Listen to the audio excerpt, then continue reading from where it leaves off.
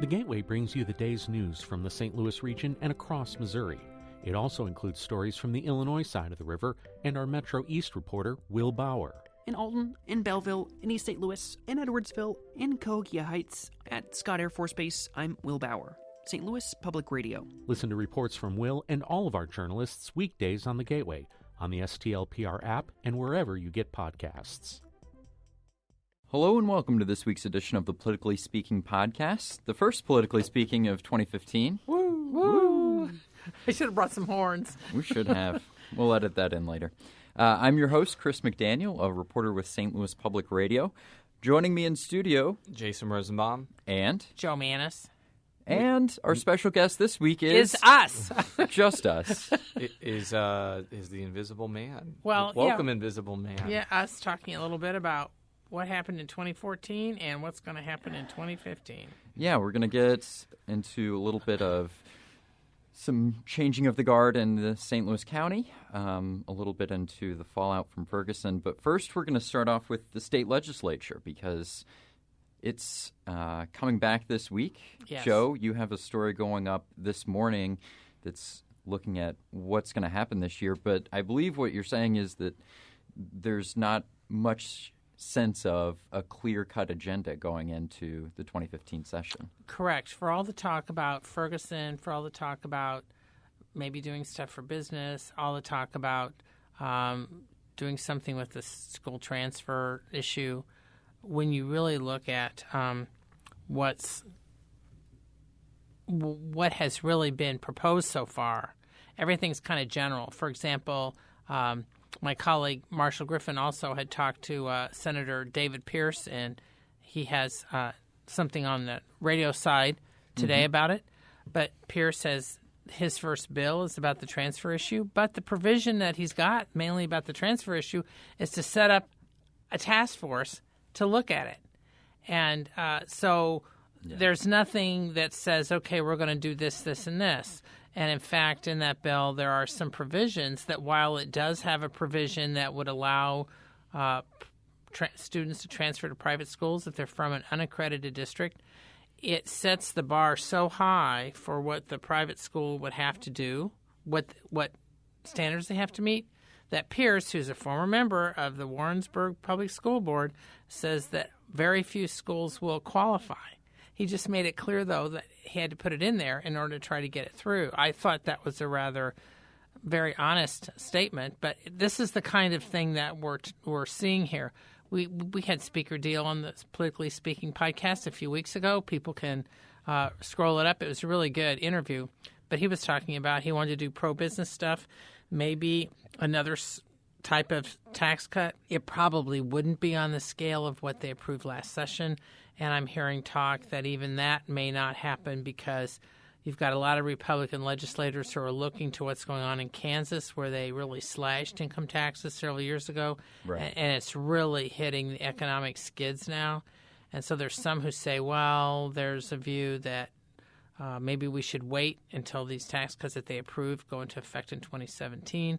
No one wants to say anything on the record about it, but that's some of the talk. You've got the whole thing about ethics, that they've got all these ethics bills, but I've got a number of people who are saying that probably not much will happen.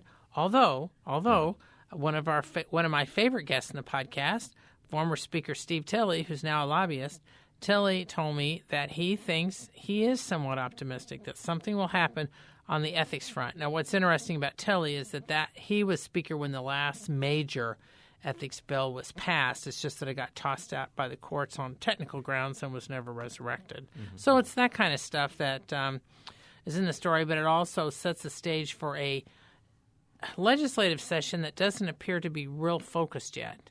Yeah. And even the governor isn't saying that much, and he's going to be having a State of the State address in a couple weeks, and maybe then we'll get more of an agenda from him. But it's very unusual for it to be this quiet right before they go into session. I think one of the reasons why it might be that way is we're kind of entering a period of Missouri politics that's very much a limbo period between now and arguably one of the most impactful and important election cycles of the last 20 or 30 years, which is 2016.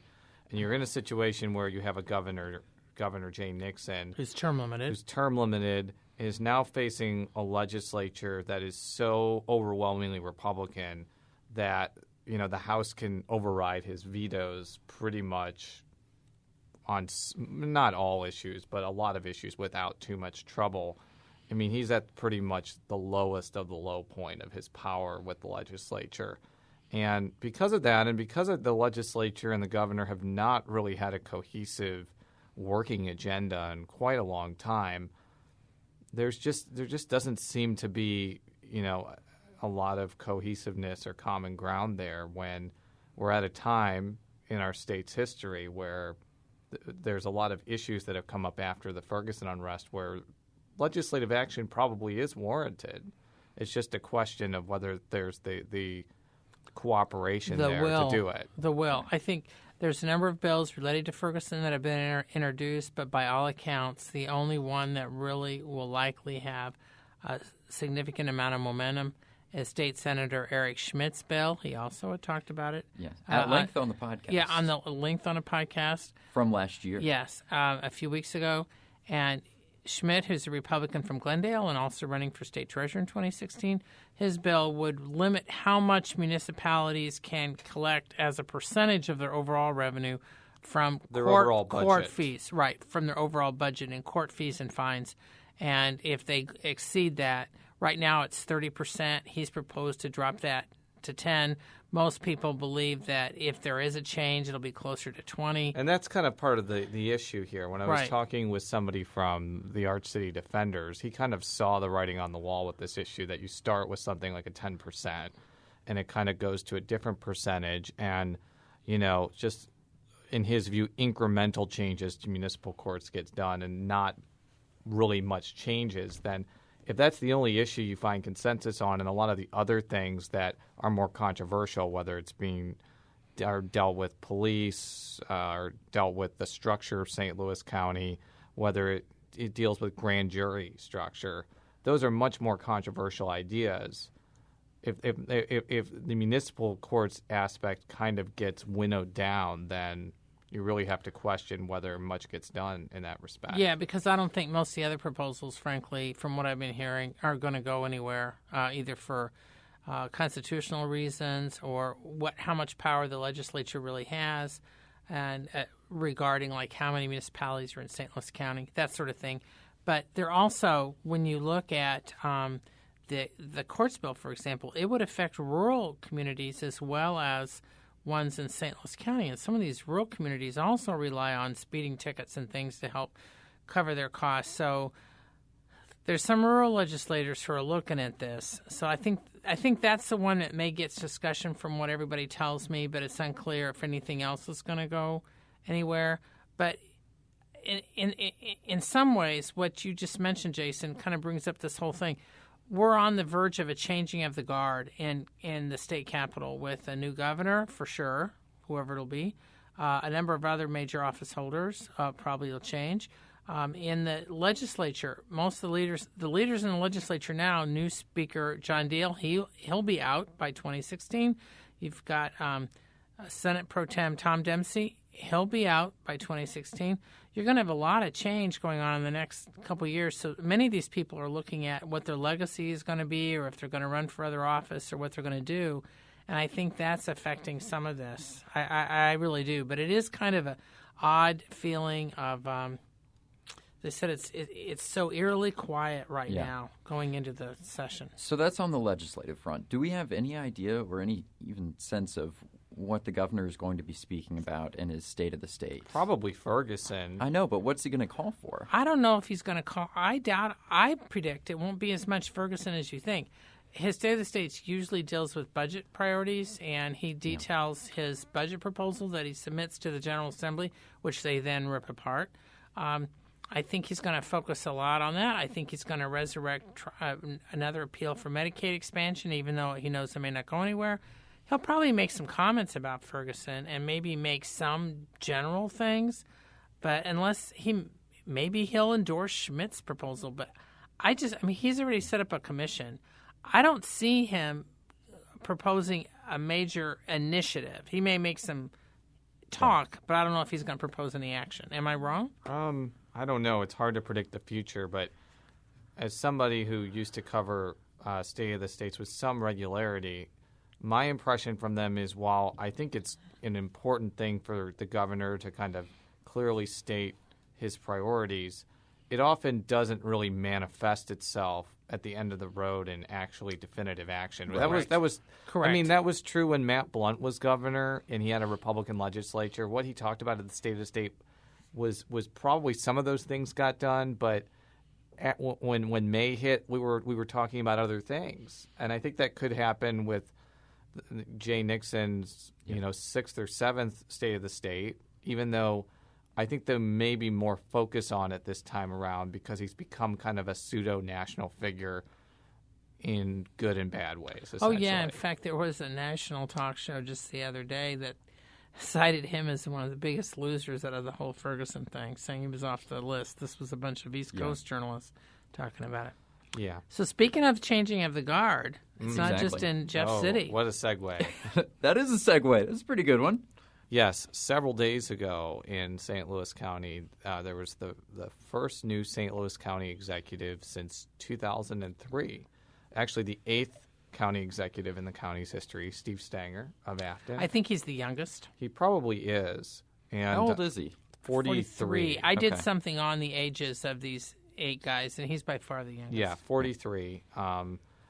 I guess he's not the first county council person to become county executive. In fact, Dooley was a county council person. Milford was a county council person before when he was elevated. But it's a big deal. I think we're used to in Missouri politics of a new executive coming in and then this intractable legislature's there kind of stopping them at every turn. That's definitely the case with state politics. It's the case in national politics, too, to be honest. But in St. Louis County, not it's in completely Clayton. different. The county executive's office is not an office that is inhibited by a lot of limitations, like the St. Louis mayor's office is to some extent. And in some instances, the county executive's office doesn't have wide latitude over everything. He doesn't have a lot of latitude within municipalities, but it's an extremely powerful post. And it's a powerful post where you can get a lot done when you have a friendly county council. And Steve Stanger is now in a situation where he has free reign to appoint people to the various departments, which he's doing now, and crafting a budget, which he'll do sometime near the end of next year. And he's also going to be able to appoint a lot of important appointees to regional boards. And he's in this really, really nice position for himself where he has a pretty specific philosophy and agenda of where he wants to bring the county policy-wise on economic development and transportation issues. And he generally has a pretty friendly county council that agrees with him on a lot of this. Even Republican Councilman Mark Harder of Baldwin, who probably takes the mantle of the most conservative council person now that Greg Quinn is gone, he agrees with Stanger on auditing the county. Apparently, they both ran on the same thing. So you have that situation where it is an unusual situation where somebody with the wherewithal and the legislative pathway is coming into office. But the wrinkle to this situation is that, Stanger won by a very narrow margin. And he still, I think, has elements of the black political community that still is distrustful of him, probably because they were close to County Executive Dooley, and they may not have liked his alliance with prosecutor Bob McCullough. But, I got to tell you, I've been following Steve Stanger now for 3.5 years. I've interviewed him multiple times. I've never sensed any hint of racial animus by talking with them. And more importantly, he has pretty directly said that he wants to make building up North St. Louis County a pretty big priority of his administration. And it should also be noted that he did have some support of pretty influential black leaders during the general election, like Lacey Clay and Betty Thompson, and Leslie Broadnax, the person that ran against McCullough. So I think that in some ways there is a perception and a reality, and I think that the reality is he wants to do something to build up some of the poorest communities in St. Louis County, which happen to also be the most African-American part. But again, the reality is going to be if he can actually deliver on that, and that may be a more challenging enterprise. And meanwhile, McCullough was sworn in for yet another term. He's been in office since 91. Yes. And his speech was a little bit more thanking his family as opposed to saying anything policy-wise. He did kind of mention near the end that, old wounds had been opened and referring to the Ferguson and he wants to work to try to repair those. I have to say, again, Bob McCullough was obviously a very controversial figure over the last few months, but in this inauguration ceremony, he got a very warm reception. A lot of people pointed out that this was an invite-only. It was an invite-only, and it was high security. They moved it out of the council chambers and had it in the courts. And a lot of people pointed out that it was a largely white audience, although there were African Americans there. I was there, but it was primarily white. I think that's an accurate way of pointing it out. But I mean, McCullough is not in the same situation as Stanger. I mean, he didn't even have a general election opponent before this cycle. I think he had gone several cycles without even a primary opponent. Yes, he has. Like, politically, he's never really been in the precarious situation that Stanger was before the general election. Now, whether he decides to run again in 2018 or has real live opposition then kind of remains to be seen. But, I mean, before this Ferguson situation, there were Democratic politicians that were clamoring to have his endorsement and be in their ads. I mean, look at Chris Koster in 2008. Bob McCullough did ads for him during the primary, and it was a big deal for him. And Bob McCullough played a crucial role in Claire McCaskill's challenge of then-Governor Bob Holden in 2004. It was Bob McCullough's public endorsement of McCaskill that put her on. It gave her momentum, and then she was able to knock out a sitting governor in the primary. Bob McCullough started that ball rolling. Yeah, and it's kind whether of one likes him or not. I mean, I'm just saying this is the clout that he has had. And whatever happens with him kind of remains to be seen too. But I mean, what kind of how he handled the Ferguson and Darren Wilson situation will certainly be a part of his broader legacy whenever he decides to step down. And Chris has some news on that front. Yes, some news that we broke this morning, actually. One of the grand jurors in the Darren Wilson case is taking issue with how McCullough has characterized the grand jury and has said essentially that McCullough misled the public and mischaracterized their view. So this grand juror is suing Bob McCullough for the right to speak out on this case. Because now grand jurors cannot. Yes. Under normal circumstances, grand jurors are prohibited from speaking out about their experience. And also under normal circumstances, the evidence is also sealed, which was not the case in this. McCullough released redacted transcripts of all of the testimony from witnesses and from experts, and he also released a lot of the autopsy reports and other things that were redacted.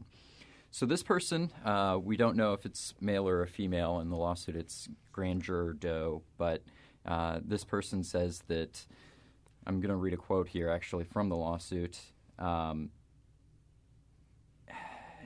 this grand juror's view, quote, the current information available about the grand juror's views is not entirely accurate, especially the implication that all grand jurors believe that there was no support for any charges. Moreover, the public characterization of the grand juror's view of witnesses and evidence does not accord with the plaintiff's own.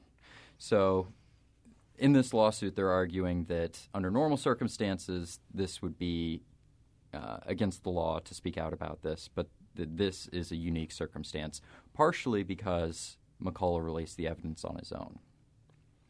So, yeah, McCullough is another one. Although he hasn't gotten as much attention as the governor, he also has taken a few hits nationally, just because some of the national press were talking about why he waited until 8 o'clock that night. I had an interview with him a couple weeks ago, which you can look up on our site, where he talks about why he did it that way, whether one agrees or disagrees. But the point is that he has received some national attention, although not on the scale of what Yeah. Governor Nixon. And he was has been also dealt with. criticized for allowing people to testify before the grand jury who were lying. And he says that it was clear to the grand jury, although it's very important to note here that none of the members of the prosecution were in the room when the grand jury was deliberating. They weren't there when they gave, because he talked about that. And in fact, in my story, one of the things he talked about was, because I asked him about that, was that neither he nor anyone, he was not in the room when they were testifying. He's saying that he says, so I don't know for sure whether they were lying or not. He said it's just based on the facts after I saw what they had testified, based on the facts as he believed them to be on other evidence, he suspected they were. But he said there isn't clear enough evidence to charge anybody, and so no one's going to be charged with lying to the grand jury. Yeah.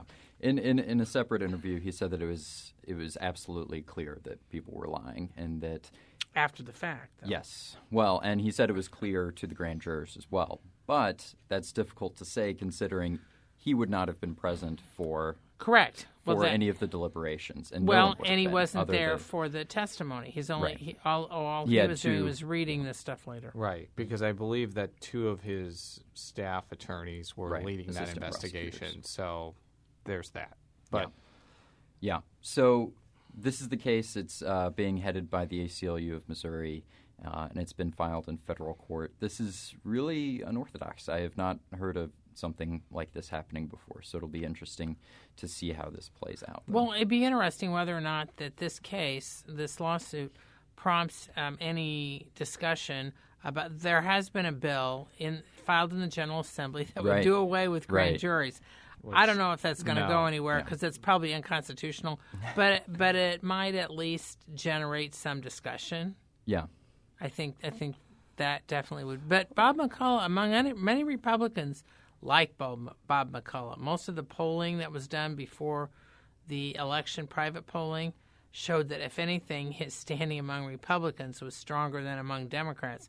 So the chances of the General Assembly going after Bob McCullough, I think, are slim. Yeah, the other thing, as you mentioned in kind of your Dooley retrospective, is if he had decided to run for county executive in 2004, we probably would be talking about County Executive McCullough right now. Still now. Yes. Still now. But apparently he's never been interested in that job, which is kind of an interesting thing in and of itself. The pressure on him to run in 2004, I was there and actually talked to him then and covered that, was very heavy. Very heavy, because there was a number of Democrats who felt, turned out wrongly, that while they even liked Dooley, they just didn't think Dooley would be able to win in a general election in 2004. Now, it turned out he was.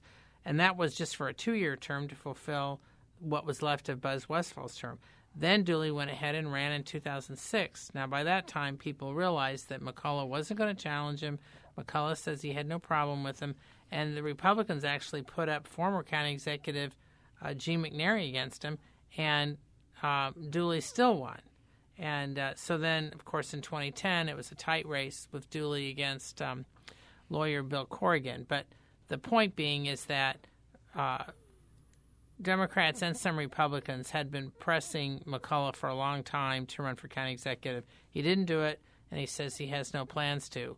But his standing among Republicans in particular remains high, and they're the ones in control in the state capitol outside of the governor's mansion. So it'll be interesting to see what happens with him, though I don't know. Again, it's hard to predict the future. I mean, maybe he'll run again in 2018. Maybe he'll decide that, by that point, would it be 28 years as, How old is he? He's in his mid-60s. So, that's... He's not that old. He's mid-60s. I guess for St. Louis County government, that's par for the course because people seem to run for offices in perpetuity there. But again, who knows? Yeah. I don't really want to predict what we're going to be talking about in 2018 when we have 2016 to go through. Yeah, because Buzz Westphal was the county prosecutor for a long time before he finally decided to run for county executive. Yeah. All right, I'm going to close this out here. I should add, if you were listening to this on Monday before noon, you can tune into St. Louis on the Air and hear Joe and I believe Marshall on a show previewing the Missouri Legislature. Right, Joe? Yes. You will be on there? Okay. So that is Monday at noon. You can read all of our stories at stlpublicradio.org. You can follow me on Twitter at @CSMcDaniel. Jason, you can be followed on Twitter. J. Rosenbaum. And Jo, you can be followed on Twitter as well. At J Mannies, that's JMANNIES. We'll be back next week. Until then, so long. If you have a smart speaker, you have access to the entire world of NPR and St. Louis Public Radio. All the latest news and all the captivating stories. Activate our voices with yours by telling your smart speaker to play St. Louis Public Radio.